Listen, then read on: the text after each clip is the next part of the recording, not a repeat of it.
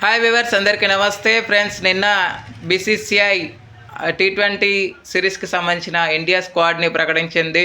అంతకంటే ముందు నిన్న T20 వరల్డ్ కప్కి సంబంధించిన జెర్సీని కూడా రోహిత్ శర్మ, తిలక్ వర్మతో కలిసి లాంచ్ చేయించింది బీసీసీఐ.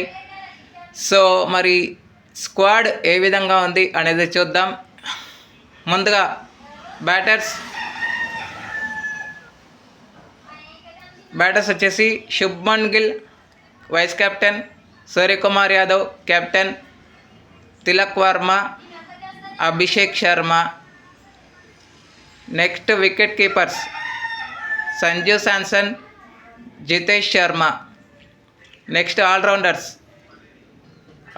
వచ్చేసి హార్దిక్ పాండ్యా, శివం దుబే, హర్షిత్ రాణా,